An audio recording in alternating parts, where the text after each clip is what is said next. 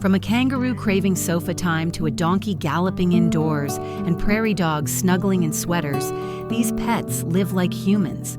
Their heartwarming rescues hide deeper truths about trust and survival, dive into their unbelievable stories, but what unexpected twists shape their extraordinary bonds. Let's dive right in.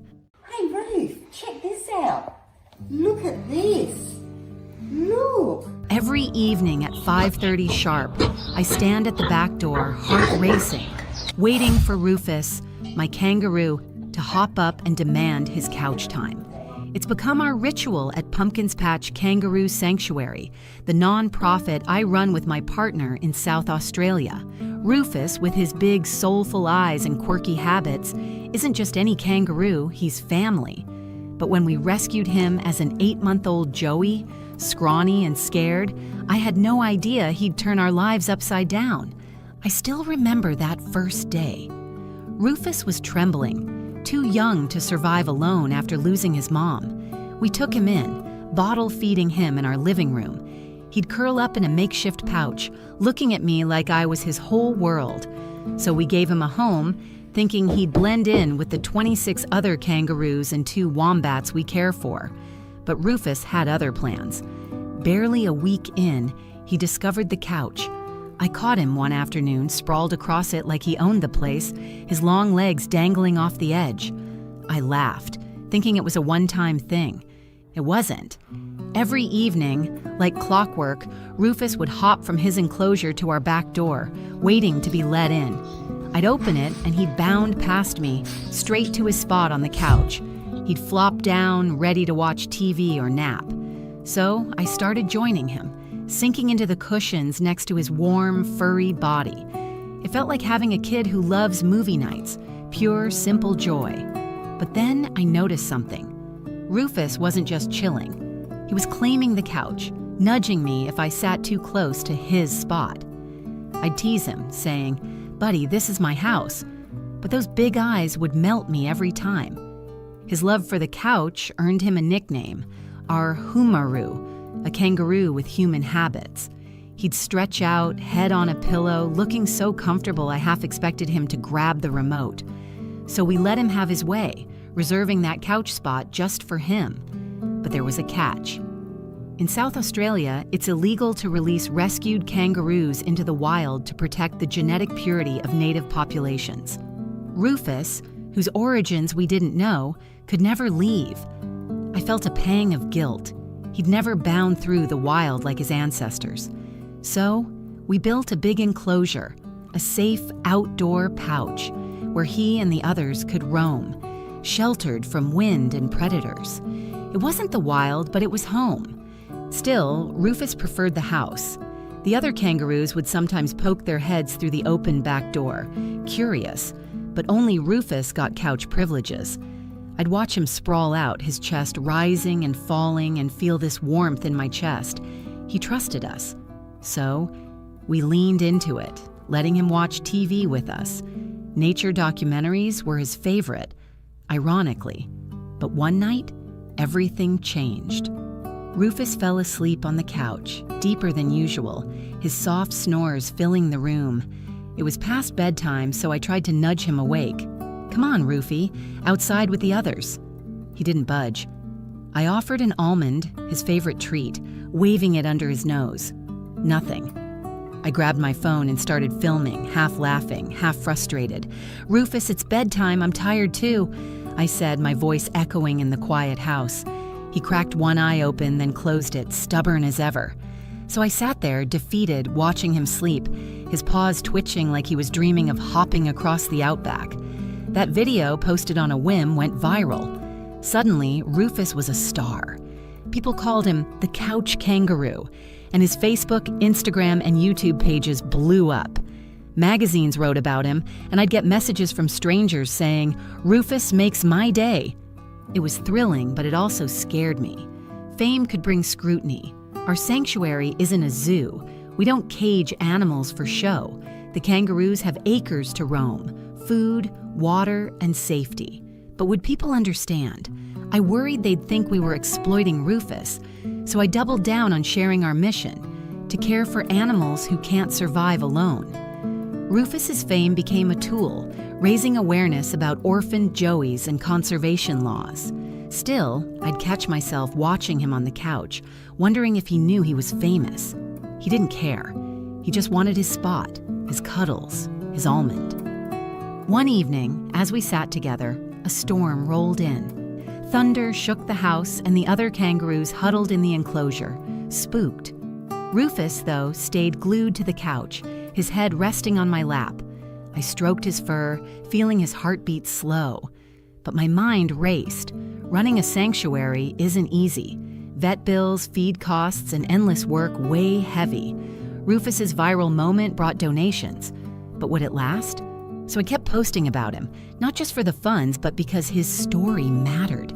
He showed the world that even a kangaroo could be family. Months passed, and Rufus's routine never wavered. At 5:30, he'd be at the door, waiting. I'd let him in, and we'd settle on the couch, his warmth grounding me. But sometimes I'd catch a far-off look in his eyes, like he was dreaming of places he'd never see. It broke my heart. He could survive in the wild now, strong and grown, but the law kept him here. So I'd hug him a little tighter, whispering, "You're home, buddy." He'd nudge me, as if to say, "I know." One night, after a long day, I sat with Rufus, the TV flickering. He was sprawled out, one paw on my leg, and I felt this rush of gratitude.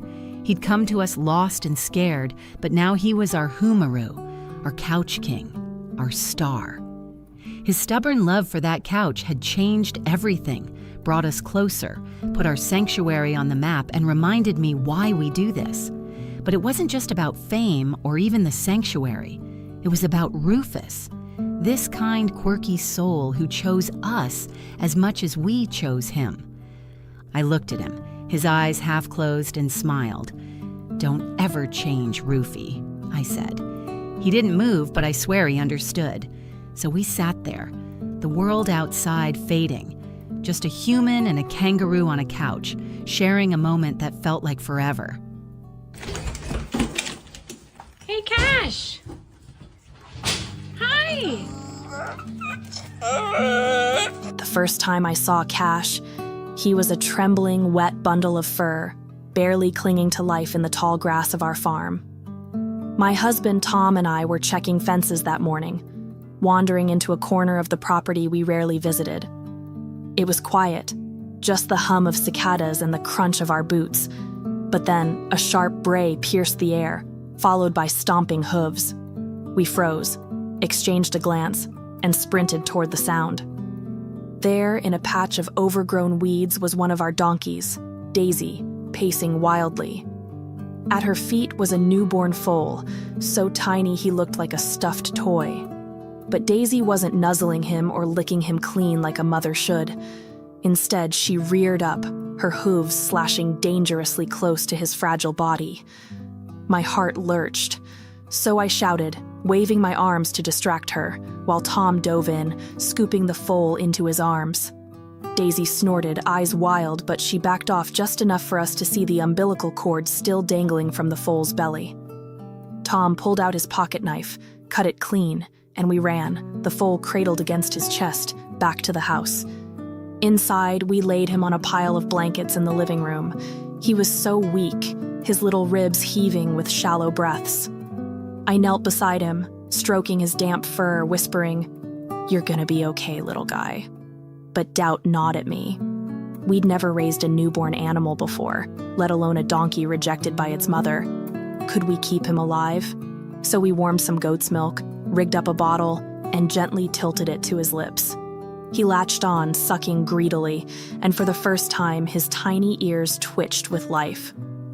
We named him Cash, after Johnny Cash, because he was our little man in black with a spark that refused to quit.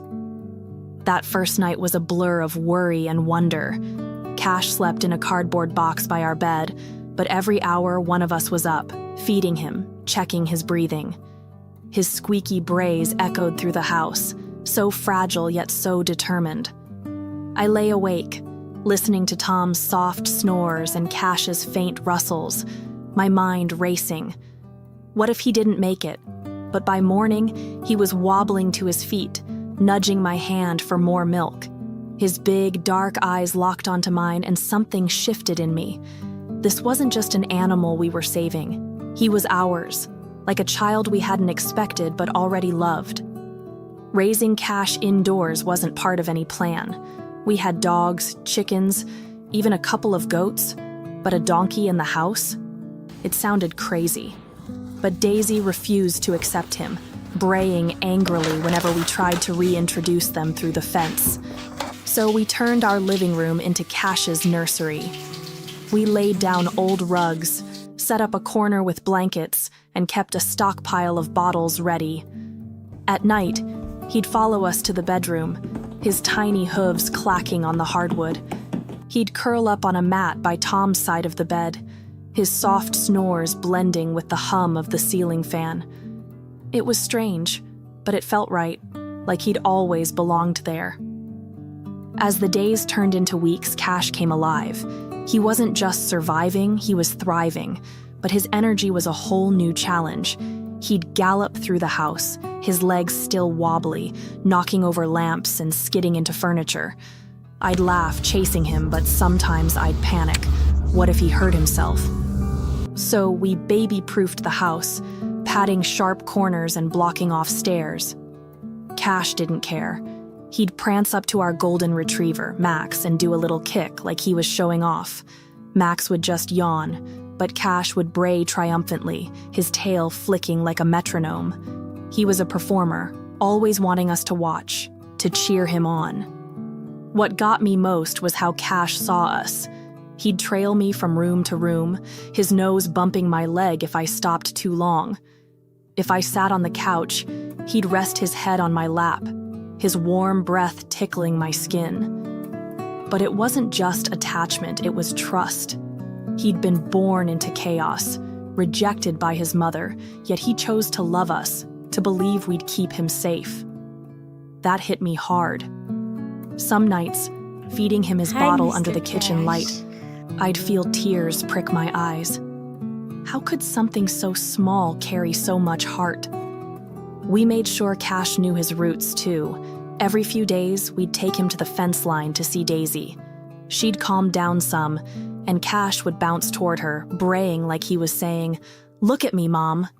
She'd sniff him through the bars, her ears twitching, but she never fully warmed to him. It stung to watch, but Cash didn't seem to mind. He'd race back to us, kicking up dust, his joy unbroken. So we became his world, and he became ours. Living with Cash changed us. He wasn't just a pet. He was a lesson in resilience, in loving without conditions. But it wasn't always easy. Neighbors raised eyebrows, joking about our house donkey. Friends would visit expecting a barnyard mess, only to find Cash napping by the fireplace, clean and content. I'd shrug and say, "He's family," but deep down I worried about the future. Would he outgrow the house? Could we give him the life he deserved? So we started planning a bigger pen, a space where he could roam but still come inside. Cash wasn't just a donkey. He was proof that love could rewrite the rules. One morning, about 3 months in, I woke to Cash standing by the bed, nudging my arm with his nose. His bottle was empty, but he wasn't hungry. He just stared at me, his eyes soft and steady, like he was saying, "Thanks for choosing me." I hugged his neck, his fur warm against my cheek, and whispered, "We chose each other, buddy." That moment sealed it. No matter what came next, bigger pens, new challenges, or curious stares, Cash was home. Looking back, I see how Cash rewrote our story. We thought we were saving him, but he saved us too.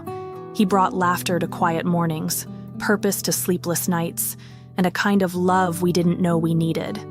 Every day he reminds me that life doesn't have to make sense to be beautiful. It just has to be lived, fully and fearlessly, like a little donkey galloping through a living room, chasing joy.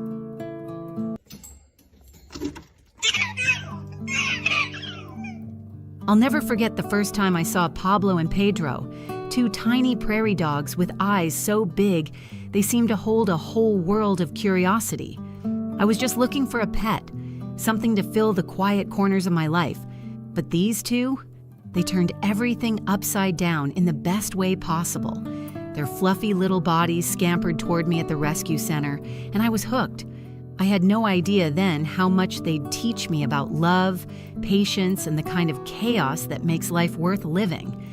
At home, they were like tiny whirlwinds of joy.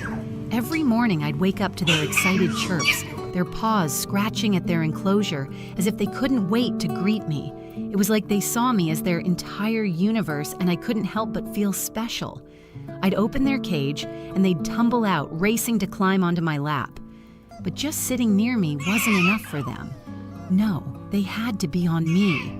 Their warm little bodies pressed against my chest, nuzzling into my shirt. I started calling them my productivity eaters, because the second they were around, all my plans, work, chores, even answering emails, came to a screeching halt. How could I focus when Pablo was staring at me with those huge, pleading eyes, like he was saying, "Why are you typing when you could be petting me?" But their story wasn't all cuddles and sunshine at first. These two came from the streets, abandoned and scared. I learned they'd been passed around by people who thought prairie dogs were just cute novelties, not realizing how much care they needed. In the wild, they wouldn't have lasted long. Too small, too vulnerable.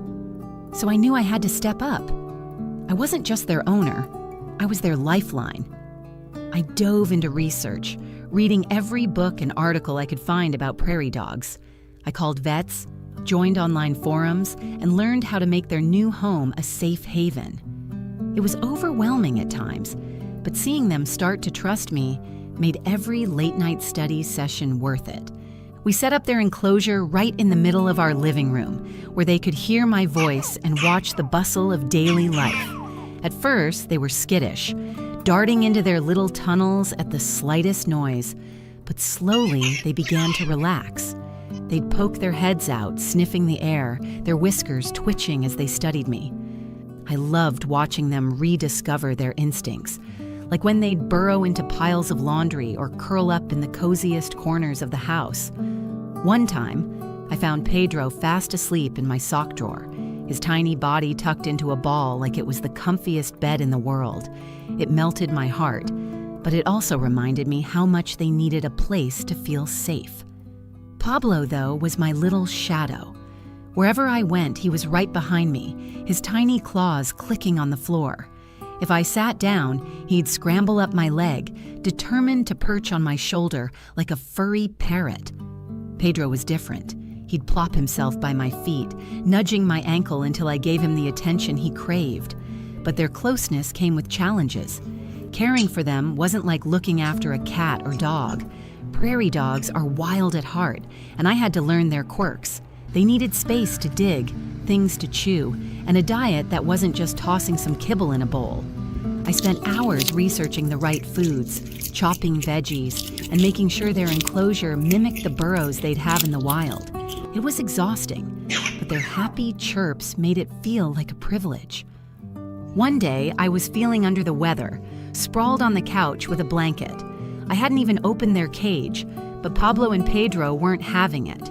They scratched at the bars until I dragged myself over to let them out. Instead of their usual playful scampering, they climbed onto my chest, curling up together like they knew I needed them. I grabbed a soft hoodie and draped it over us, and they snuggled closer, their warmth seeping into me. I stroked their fur, and for the first time that day, I felt a little less alone. It was like they were saying, "We've got you." So I just lay there, letting the quiet moment wrap around us, their soft breaths lulling me into peace. We started taking them outside too, and that's when their personalities really shone. I'd put them in a little harness. Yes, prairie dogs can wear harnesses, and let them explore the backyard. They'd sniff every blade of grass, their noses twitching like they were decoding the secrets of the universe. But I had to keep a close eye on them. One time, Pablo made a break for it, darting toward a flower bed like he was on a mission. I scooped him up just in time, heart pounding, laughing at his audacity. It was a reminder that they were still wild creatures, full of instincts I'd never fully understand.